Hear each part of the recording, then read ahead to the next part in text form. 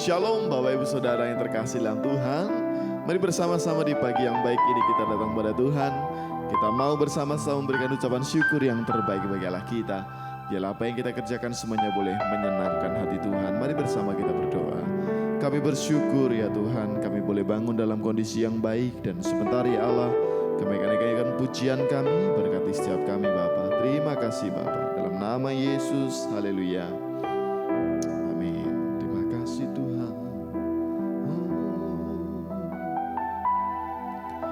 Tuhan, ku berikan semuanya, tubuh, jiwa, rohku, relakan semuanya. Ku ingin menyenangkan-Mu selalu, kan selalu ku jawab panggilan-Mu. Ajari aku mengerti perasaanmu, mengerti detak jantungmu. Biarkan aku punya keintiman hanya denganmu, sampai kau dapati hatiku seirama dengan hatimu. Oh, Tuhan, ku berikan semuanya, tubuh, jiwa, rohku, relakan semuanya. Ku ingin mengenyangkan-Mu selalu, kan selalu ku jawab panggilan-Mu. Ajari aku mengerti perasaanmu, mengerti detak jantungmu. Biarkan aku punya keintiman hanya denganmu, sampai kau dapati hatiku seirama dengan hatimu. Ajari aku mengerti perasaanmu, mengerti detak jantungmu. Biarkan aku punya keintiman hanya denganmu, sampai kau dapati hatiku seirama dengan hatimu. Ajari aku mengerti perasaanmu, mengerti detak jantungmu. Biarkan aku punya keintiman hanya denganmu, sampai kau dapati hatiku seirama dengan hatimu. Sampai kau dapati hatiku seirama dengan hatimu. Sampai kau dapati hatiku seirama dengan hatimu.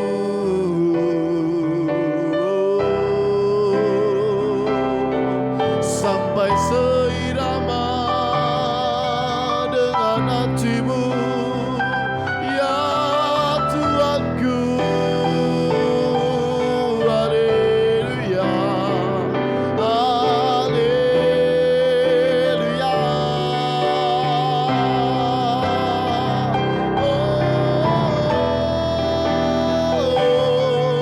Ya la la la la la la la la base.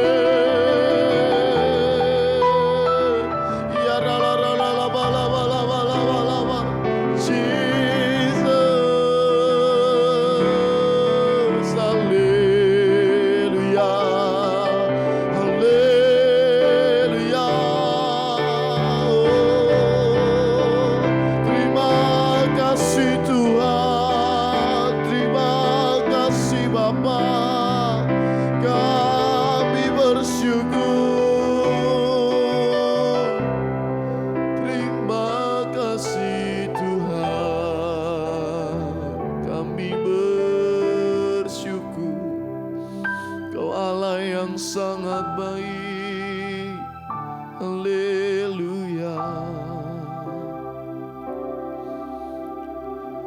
Kami bersyukur Tuhan, kami punya Tuhan yang sangat dekat di dalam kehidupan kami.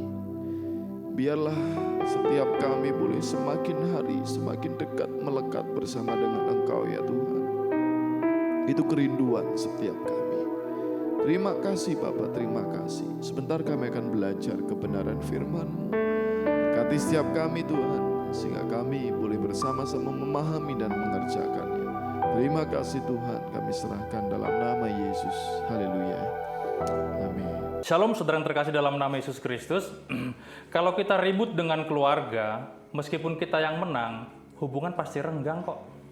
Kalau kita ribut dengan pelanggan, customer, meskipun kita yang menang, pelanggan tetap akan pergi.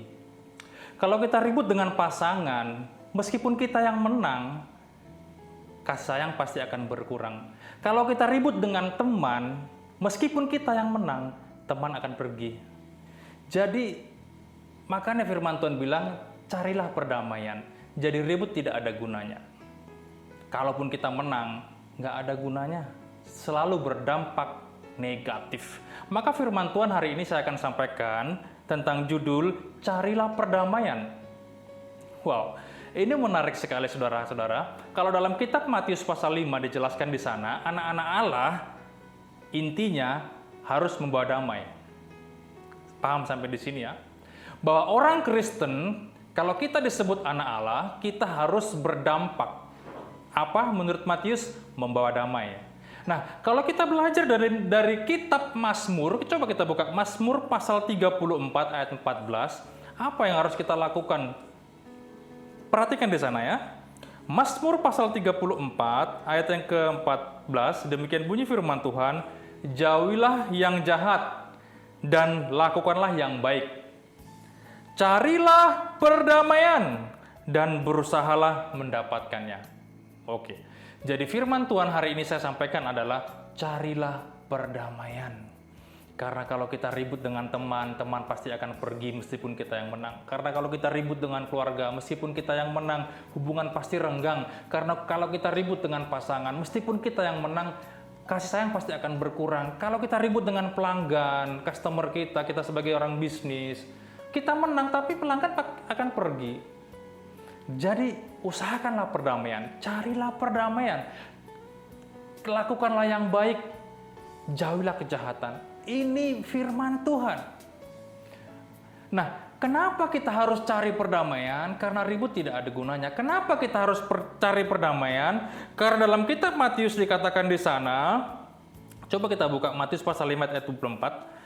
Matius pasal 5 ayat yang ke-24, demikian bunyi firman Tuhan. Matius 5 ayat yang ke-24, perhatikan di sana. Tinggalkanlah persembahanmu di depan mezbah itu, dan pergilah berdamai dahulu dengan saudaramu, lalu kembali untuk mempersembahkan persembahanmu itu. Nah, kenapa kita harus mencari perdamaian? Karena firman Tuhan menurut pasal ini, ayat ini, bahwa lebih penting perdamaian daripada persembahan.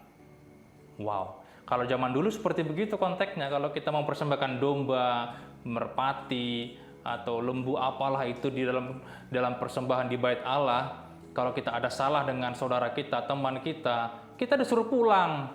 Berdamai dulu lu sama yang bersalah sama lu. Baru lu datang mempersembahkan persembahan di hadapan Tuhan. Begitu luar biasanya. Perdamaian itu ternyata grade-nya beda dengan persembahan. Nah, tetapi yang paling penting adalah firman Tuhan dalam Mazmur tadi, makanya kita perlu cari perdamaian. Usahakanlah kita hidup damai. Matius pasal 5 dikatakan, kalau kita anak Allah, bawalah perdamaian. Kita harus berdampak berdamai. Nah, kenapa kita harus berdamai? Karena persembahan itu, karena perdamaian lebih daripada persembahan. Dalam konteks di sini, ternyata perdamaian itu, wow, itu penting sekali. Tidak persembahan juga penting. Tetapi artinya kita mau hidup di hadapan Tuhan itu kudus. Kita membawa hidup kita itu kudus. Jangan ada sakit hati, jangan ada akar pahit. Terus kita menghadap Tuhan membawakan persembahan. Jangan seperti begitu. Makanya kita selalu mengusahakan perdamaian. Bagaimana caranya? Supaya kita hidup damai, ya kalau kita sama keluarga, ya kalau kita salah minta maaf dong. Kita kan bukannya anak-anak Allah harus berdampak membawa damai. Apa sih salahnya bilang maaf? Apa salahnya saya salah? Saya minta maaf. Apa sih salahnya seperti begitu? Kadang-kadang orang ini gengsi. Kadang-kadang orang ini tidak mau menurunkan sedikit egonya untuk dia merendahkan diri minta maaf. Sulit, sangat sulit, apalagi kalau levelnya beda. Dia grade-nya A, yang lain entah B, entah C, entah apalah seperti begitu. Sulit minta maaf. Wow, saudara yang terkasih dalam nama Yesus Kristus, maka daripada itu ketika kita mau menghadap Tuhan, usahakan hidup kita berdamai dulu. Makanya kalau perjamuan kudus apa yang dikatakan Bapak Gembala, hamba Tuhan? Kalau ada sakit hati, kecewa, maafkan, ampuni saudaramu. Baru engkau layak minum perjamuan kudus. Nah itu dia, berarti apa? Damai dulu. Wow, kenapa kita harus mencari kedamaian? Karena perdamaian menurut Roma 5:1 dikatakan di sana, kita telah dibenarkan. Coba kita buka Roma 5 ayat yang pertama. Naik sedikit ke atas, tadi kan ayat yang ke 24. Yang pertama dikatakan di sana ya. Roma 5 ayat yang pertama. Demikian bunyi firman Tuhan, perhatikan di sana. Sebab itu kita yang dibenarkan karena iman, kita hidup dalam damai, sejahtera dengan Allah oleh karena Tuhan kita Yesus Kristus. Artinya apa? Kita itu telah dibenarkan dan kita harus berdampak di hadapan Tuhan, di hadapan sesama. Dimanapun kita berada, usahakanlah perdamaian. Jangan masalah kecil dibesar-besarin. Kadang-kadang kita kan seperti begitu, masalah sedikit dibesar-besarin, akhirnya crash like, wes, aku sekarang aku soras, wes ora tak maaf ke, nganti aku mati, ora tak maaf ke lo. Ada loh orang seperti begitu, saking dia nggak mau cinta damai. Orang Kristen jangan seperti begitu, sakit hati sedikit, wah muntap, udah emosinya meletup-letup sampai dia nggak mau maafkan. Jangan, kita anak-anak Allah, usahakan perdamaian. Ini firman Tuhan, carilah perdamaian. Anak dengan orang tua, ini sering sekali seperti begitu. Orang tua itu harusnya melindungi anak. Anak itu harusnya hormat kepada orang tua, bukan takut. Tapi kebalikan, kebanyakan orang, anak itu takut kepada orang tua karena kejam, karena bengis, karena kasar. Nggak seperti begitu, kita itu anak Tuhan. Engkau bapak-bapak, usahakan anakmu itu hormat kepadamu, bukan takut. Perhatikan ya, bedakan di situ takut dengan hormat. Makanya kita di keluarga harus membawa damai. Bagaimana kita membangun rumah tangga supaya damai.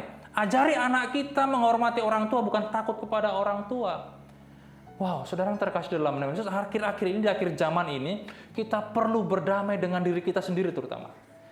Karena begini saudara, bagaimana kita mau mendamaikan orang, bagaimana kita mau berpengaruh kalau kita belum berdamai dengan diri sendiri.